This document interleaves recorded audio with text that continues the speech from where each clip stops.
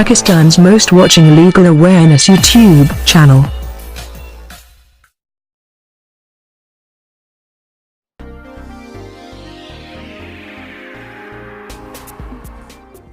Bismillahirrahmanirrahim. Alhamdulillahi Rabbil Alameen. Assalamu alaikum friend and viewers. I hope all are fine. This is Mobushar Iqbal Chohan, advocate, high court and legal lecturer. Series of legal lectures के अंदर हमारा आज का subject law of equity, हमारा topic या question बहुत interesting है। अबाई जस उबाई या उबाई जस अबाई, या इसको अब ऐसे भी कह सकते हो कि where there is right there is remedy, या where there is remedy there is right. ये कॉन्सेप्ट क्या है, या इसका एक और नाम भी है equity will not suffer a wrong to be without remedy और explain the maxim to be equity अबाई जस अबाई या अबाई जस उबाई। लेक्चर स्टार्ट करने से पहले एज यूजुअल अगर आप मेरे YouTube channel law and communication skills के ऊपर नए हैं तो रेड बटन को क्लिक करके मेरे चैनल को सब्सक्राइब करना और साथ में ही बेल आइकन को प्रेस करके ऑल नोटिफिकेशन करना भूलें ताकि फर्दर तमाम इंफॉर्मेटिव लेक्चर्स आपकी एक्सेस में रहें और उनके नोटिफिकेशन आपको बर वक्त मिलते रहें। मजीद बरा मैं अपने लेक्चर्स की जो नोट्स हैं इनका लिंक नीचे डिस्क्रिप्शन के अंदर दे दूंगा, वहाँ पर जाकर आप इनको फ्री ऑफ कॉस्ट डाउनलोड कर सकते हैं। अपने लेक्चर्स की फीस बताता चलो, मेरी फीस आपने 3 स्टेप के अंदर पे करनी है। फर्स्ट स्टेप कम से कम 10 रुपये डोनेट करने हैं एक लेक्चर की बस, इससे ज़्यादा भी कर सकते हैं, ये कम से कम प्राइस है। कम से कम 2 लोगों की आपने हेल्प करनी है, किसी को मुस्कुरा कर मिल लें, किसी को सलाम कर लें, ये भी मेरी फीस के लिए और उसकी हेल्प के लिए काफ़ी है। थर्ड स्टेप मेरे पेरेंट्स के लिए दुआ, अल्लाह ताला उनको सेहत तंदुरुस्ती दे, उनका साया मेरे सर के ऊपर सलामत रखे। शुरू करते हैं हमारा लेक्चर। इक्विटेबल रेमेडीज उबाई जस अबाई, where there is right there is remedy.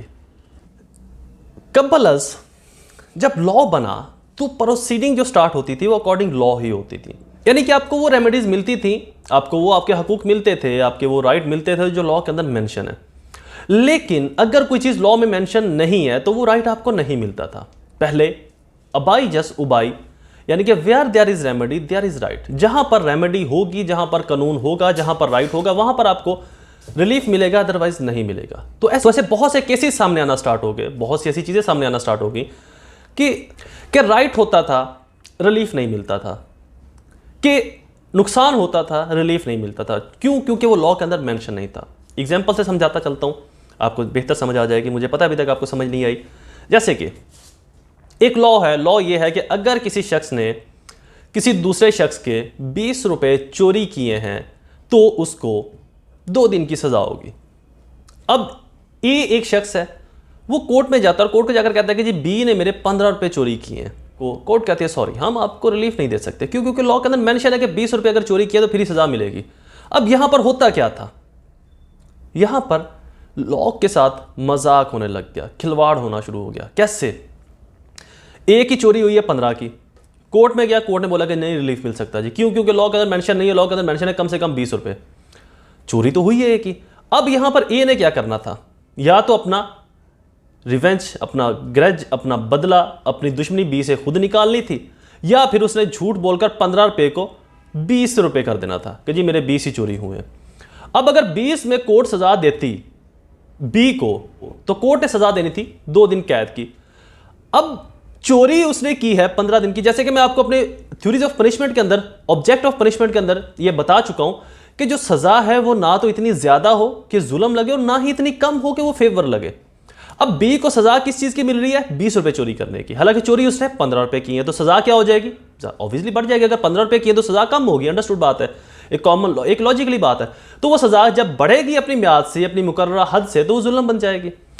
ए क्या कर रहा है? ए ने तो रिलीफ लेना ही लेना है अपना। अब चोरी उसकी 15 की हुई है, 15 पर उसको रिलीफ नहीं मिल रहा, उसको इंसाफ नहीं मिल रहा, तो वो 15 को बढ़ाकर 20 कर देगा कि जी मेरी 20 रुपए की चोरी हुई है।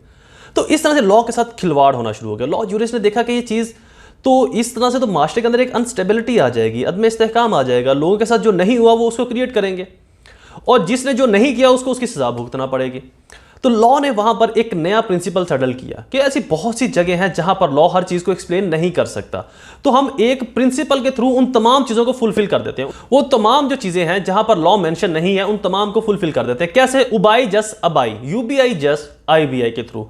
Where there is right there is remedy, जहां पर आपका राइट है, जहां पर आपके राइट के साथ वायलेशन हुई है, जहां पर आपके राइट के साथ छेड़छाड़ हुई है और वो राइट एथिकली है, मॉरली है, लीगली रिकॉग्नाइज बाय लॉ है, चाहे लॉ में मेंशन नहीं है लेकिन वो राइट लीगली बनता है, तो अगर कानून ने उसकी कोई रेड्रेसल नहीं दी, लॉ ने उसकी कोई रेड्रेसल नहीं दी, लॉ ने उसकी कोई रेमेडी नहीं दी, तब भी कोर्ट के पास ये इख्तियार है कि कोर्ट आपको उसकी रेड्रेसल करवाएगी, आपको उसकी रेमेडी दिलवाएगी।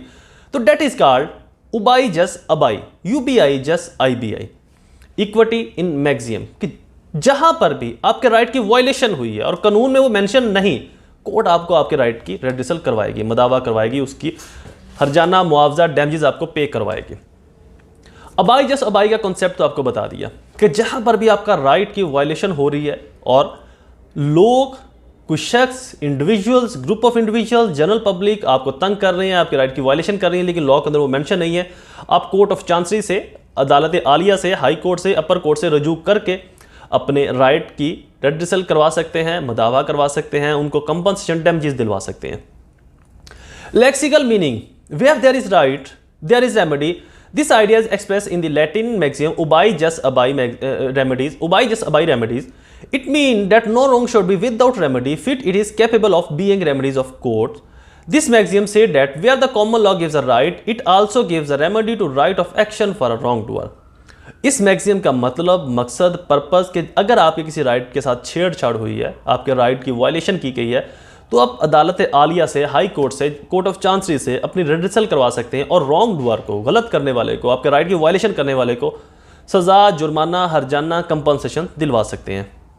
एक्सप्लेनेशन ऑफ उबाई जस अबाई, जैसे कि मैंने अपने एग्जांपल के अंदर बता दिया, इंटरप्रिटेशन ऑफ इक्विटी, उबाई जस अबाई रेमेडीज is a Latin maxim which mean where there is right there is remedy. जहां पर आपका राइट होगा, चाहे वो राइट कानून में कहीं लिखा है या नहीं लिखा, चाहे वो राइट कानून में कहीं पर भी नहीं लिखा हुआ, वहां पर कोर्ट आपको इंसाफ दिलवाएगी, आपके राइट की रेडिसल करवाएगी, मदावा करवाएगी, रॉन्ग डूअर को हर्जाना, जुर्माना, कंपनसेशन डालेगी। लिमिटेशन, इसकी लिमिटेशन क्या है, कहां कहां पर इसकी बाउंड्रीज हैं, इसकी लिमिटेशंस हैं। The maxim will not apply if a party has waived his right to the equitable remedy by his own will. अगर पार्टी अपनी मर्जी से, अपने राइट से, अपने हक से दस्तबरदार हो जाती है, छोड़ देती है कि हमने छोड़ दिया, हमने इक्विटेबल रिलीफ या इक्विटेबल रेमेडी नहीं लेनी, तो वहां पर भी ये मैक्सिम अप्लाई नहीं होगा। It will not apply if there is breach of moral right only. अगर कोई मॉरल, इखलाकी राइट ब्रीच हुए तो वहां पर भी ये अप्लाई नहीं होगा, चूंकि ये एक्चुअल राइट्स की वायलेशन के ऊपर, जहां पर ब्रीच ऑफ कॉन्ट्रैक्ट हुआ हो, वहां पर ये अप्लाई होता है। उसके मॉरल राइट्स के लिए आप फिर पीपीसी या आईपीसी इंडिया का, तो आप डिफरेंट जो अपने अदर दूसरे लॉज हैं वहां पर आप इनको डील करेंगे। Court can not apply this maxim on the case which are recognised and a proper remedies given in the case of breach under common law. जहां पर कॉमन लॉज के अंदर, अदर लॉज के अंदर, डिफरेंट लॉज के अंदर किसी breach of contract की या किसी राइट की वायलेशन की कोई रेमेडी दी हुई है, तो वहां पर भी कोर्ट इसको अप्लाई नहीं करेगी। तो फिर उस जिस राइट की वायलेशन हुई है वो उसी लॉ के तहत ही प्रोसीड किया जाएगा, उसी लॉ के तहत ही उसको आगे फर्दर लेकर चला जाएगा। It will not apply if there are act of state because the court are not authorised to question on the act of state. अगर किसी एक्ट ऑफ स्टेट की वजह से कोई ऐसा काम हुआ है तो वहां पर भी इक्विटेबल रेमेडी अप्लाई नहीं होगी। एप्लीकेशन ऑफ दिस मैक्सिम या एप्लीकेशन ऑफ द मैक्सिम कहां कहां पर अप्लाई होगा? The maxim can be applied only where a right exist and the right is recognised by law. Maxim सिर्फ वहीं पर अप्लाई होगा जहां पर राइट एग्जिस्ट करता है या रिकॉग्नाइज्ड बाय लॉ है। अब फॉर एग्जांपल, आप पाकिस्तान जैसे मुल्क में जो इस्लामिक स्टेट है, इस्लामिक कंट्री है, यहां पर किसी के साथ शराब का मुआहदा कर लेते हो, वाइन का एग्रीमेंट कर लेते हो, या ह्यूमन ट्रैफिकिंग, इंसानों की खरीदो फरोख्त का मुआहदा कर लेते हो। अब बेशक ये कहीं पर इसकी रेडिसल नहीं है, इसका मदावा नहीं है। अब चूंकि ये इल्लीगल है, ये गैर इखलाकी है, तो आप इसके लिए कोर्ट से रेडिसल नहीं करवा सकते। ऐसे ही मैं आपको एक एग्जाम्पल भी देता चलूँ। किसी जगह एक वाकया है बड़ा इंटरेस्टिंग, उसका इस मैक्सिम से भी बड़ा कंसर्न है। 5-6 डकैत थे, उन्होंने एक हाईवे के ऊपर डकैती की और डकैती करने के बाद उनके पास जो मखसूस पैसे आए या जो मखसूस जेवरात आए, तो जब उन्होंने उसको तकसीम किया तो उन्होंने एक शख्स को कम दिया। क्यों कम दिया? उन्होंने बोला कि जी चूंकि आप उस वारदात के अंदर नहीं शामिल थे, आपने हमें बैकअप दिया, तो लिहाजा आपका हिस्सा कम बनता है। वो शख्स कोर्ट के पास चला गया कि जी हमने डकैती की थी, तो इन लोगों ने अपने हिस्से में से जो हमारा हिस्सा था बराबर का, तो इन्होंने मुझे बराबर का हिस्सा नहीं दिया, खुद ज़्यादा रखा और मुझे कम दिया। एनीवे वो बाकी लोगों को भी पकड़ लिया, उनको सजा भी होगी। तो ऐसे केसेस के अंदर कोर्ट ने ये क्या करे, उस पटिशन को डिसमिस कर दिया, उस केस को डिसमिस कर दिया कि इल्लीगल एक्ट, इमोरल एक्ट, गैर इखलाकी काम या गैर कानूनी काम के ऊपर इक्विटेबल रिलीफ नहीं दिया जा सकता। एनीवे, तो ये केस था, एक एग्जांपल भी अच्छी थी इसके साथ कि इल्लीगल, गैर कानूनी, गैर इखलाकी जो काम है वहां पर इक्विटेबल रिलीफ आप नहीं ले सकते, बेशक वो लॉ के अंदर कहीं उनकी रेमेडी नहीं। इसका ये मतलब नहीं कि हर वो चीज़ जिसकी लॉ के अंदर रेमेडी नहीं लिखी तो आप उसकी रिलीफ लेंगे। इल्लीगल कामों के रिलीफ आपको, गैर कानूनी, गैर इखलाकी कामों का रिलीफ आपको नहीं मिलेगा। This maxim can be applied where wrong has been done and right has been violate clearly. ये मैक्सिम वहां पर भी अप्लाई होगा जहां पर रॉन्ग जो है वो कमिट हो गया हो, डन हो गया हो, आपके साथ ऐसी आपके राइट की वायलेशन होगी और जो आपके राइट की वायलेशन हुई वो क्लियरली हुई है, वजाहत के साथ साफ नजर आ रहा है कि वाकई आपके राइट की वायलेशन हुई है। This maxim can be apply where law does not provide any leaf और फर्दर ब्रीच ऑफ लॉ। जहां पर कोई और लॉ मौजूद नहीं है जो आपके राइट की रिड्रेसल करवा सके, दादरसी करवा सके, आपके राइट की प्रोटेक्शन कर सके, वहां पर भी इक्विटेबल रेमेडी का ये मैक्सिम ओबाई जस्ट अबाई अप्लाई होगा। Not application of this maxim कहां पर अप्लाई नहीं होगा? Where there is breach of moral rights because equity helps only where there is breach of legal rights. Equity सिर्फ वहां पर अप्लाई होगी जहां पर लीगल राइट्स की वायलेशन हुई है, मॉरल राइट्स की वायलेशन के ऊपर ये अप्लाई नहीं होगी। Where there is jurisdiction of common law courts, जहां पर कॉमन लॉ कोर्ट्स की जुरिसडिक्शन आ जाए वहां पर भी इक्विटेबल जो कोर्ट्स हैं, कोर्ट ऑफ चांसरी, उनकी जुरिसडिक्शन नहीं रहती। Where there is negligence of plaintiff, जो प्लेंटिफ है इसकी अपनी ही गलती से इसके साथ रॉन्ग कमिट हुआ तो वहां पर भी ये मैक्सिम अप्लाई नहीं होता। पोजीशन इन पाकिस्तान, इक्विटी की पोजीशन पाकिस्तान के अंदर स्ट्रांग है, केस लॉज इनके आते हैं। अनफॉर्चुनेटली हम वुकला भी उस तरह से कन्विंस नहीं कर पाते जनरल पब्लिक को, लोगों को कि वो इक्विटेबल या टॉर्ट्स की तरफ आए, इक्विटेबल रेमेडीज की तरफ आए। पाकिस्तान के अंदर इसकी पोजीशन स्ट्रांग है बट इतनी ज़्यादा नहीं कि इसके ऊपर बहुत ज़्यादा केसेस आते हों। उसकी एक बहुत बड़ी वजह अवेयरनेस की कमी भी है लोगों के पास। लोगों को सिर्फ यही है कि क्रिमिनल ही एक लॉ है जहां पर आप किसी से बदला ले सकते हो, रेडिसल करवा सकते हो, अदरवाइज ऐसी कोई बात नहीं है। क्रिमिनल के साथ साथ सिविल और टॉर्ट्स और इक्विटेबल रेमेडीज भी ऐसे लॉज हैं और पाकिस्तान के अंदर इनकी पोजीशन बहुत मजबूत है अगर आप इनके थ्रू केस को आगे फर्दर प्रोसीड करें तो। Remedies in shape of damages, general damages, आपको जो रेमेडीज है वो जनरल डैमेजेस की सूरत में मिल सकती हैं, जो आपका नुकसान हुआ है उसके नुकसान के एवज उतना ही नुकसान आपको। स्पेशल डैमेजेस, अगर आपका नुकसान किसी स्पेशल सूरत में हुआ है, मतलब कोई ऐसा केमिकल, ऐसी कोई चीज़ आपकी गिर गई तो उसके एवज के अंदर आपको स्पेशल डैमेजेस या स्पेशल चीज़ ग्रांट की जाएगी। लैप्स ऑफ टाइम या लैप्स ऑफ मनी या आपके टाइम भी कोई इस तरह की वायलेशन हुई तो वहाँ पर आपको स्पेशल डैमेजेस ग्रांट किए जाएंगे। एग्जाम्पलरी डैमेजेस वो होते हैं कि रॉन्ग डॉ के ऊपर ऐसे डैमेजेस डाले जाएंगे वो दोबारा कोई भी गलत काम करने से पहले 10 बार सोचे। रियल डैमेजेस, जो रियल सूरत के अंदर इंपोज किए जाते हैं। Nominal damages are those damages where there is no actual injury or money loss but court take legal action against violation of rights because the object of these damages is to provide protection to person from repeated violation of his right by wrongdoer। जहां पर आपके right की violation तो हुई लेकिन आपका कोई नुकसान नहीं हुआ, ना किसी मनी का नुकसान, पैसे का नुकसान, ना ही किसी और चीज़ का नुकसान, लेकिन कोर्ट रॉन्ग डोर के खिलाफ एक्शन जरूर लेती है ताकि जो प्लेंटिफ है जिसके राइट की वायलेशन हुई है उसको प्रोटेक्शन फराहम की जाए और रॉन्ग डोर दोबारा से कोई ऐसा काम करने से गुरेजा रहे, दोबारा से रिपीट ना करे। उसको पता चल जाएगा कि मुझे कौन सा कुछ मिला है, सजा हुई है, तो जब मर्जी किसी के राइट की वायलेशन कर दो तो हो सकता है अगली बार जब वायलेशन करे तो किसी का ज्यादा नुकसान हो जाए। Contemptuous damages are those damages which are very small values such as 1 cent or 1 rupees.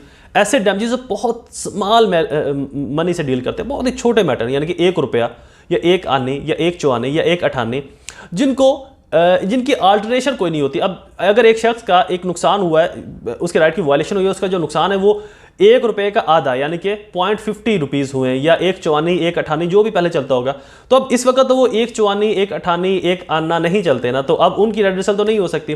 तो ऐसी सूरत में कोर्ट फिर या तो स्पेशल डैमेजेस की सूरत में जाती है, यानी कि उनके इवज के अंदर कुछ उसको या उससे माजरतनामा करवा देती है कि आप इनसे माफी मांग लें, दोबारा से आप नहीं करेंगे, या उनको किसी और सूरत के अंदर पनिश कर दिया जाता है, कंपनसेट कर दिया जाता है ताकि ये दोबारा से किसी की राइट की वायलेशन ना करें। कंटेम्प्टियस डैमेजेस ऐसे डैमेजेस जिनकी वैल्यू बहुत कम होती है या जिनकी वैल्यू मास्टर के अंदर एग्जिस्ट नहीं करती, यानी कि वो रुपए करेंसी के अंदर तो होते हैं लेकिन वो बहुत पहले खत्म हो चुकी होती है, वो करेंसी अभी मास्टर में मौजूद नहीं होती, बहुत ही स्मॉल वैल्यू। तो इनकी जो सूरत है या तो कोर्ट उसकी एक्चुअल, मतलब कि अगर 1 आनी 98 का नुकसान हुआ है तो कोर्ट उसको रॉन्ग डोर को 1 रुपया जो है वो कंपनसेशन डाल देगी, या किसी और सूरत के अंदर जो है वो स्पेशल डैमेजेस या एग्जाम्पलरी डैमेजेस की सूरत में कोर्ट रॉन्ग डोर के साथ डील करेगी ताकि वो नेक्स्ट किसी के राइट की वायलेशन ना करे। नेक्स्ट हेडिंग है जी preclude remarks. Question is complete. I hope ये लेक्चर आपको पसंद आया होगा। मेरी वीडियोस को लाइक और शेयर करना ना भूला करें अपने तमाम सोशल नेटवर्क्स के अंदर, अपने तमाम ग्रुप्स के अंदर, ताकि और ज़्यादा से ज़्यादा लोग इससे मुस्तफीद हो सके। मुझे अपनी दुआ में ज़रूर याद रखिएगा। अल्लाह ताला आप सबका हामी और नासिर हो। वस्सलाम।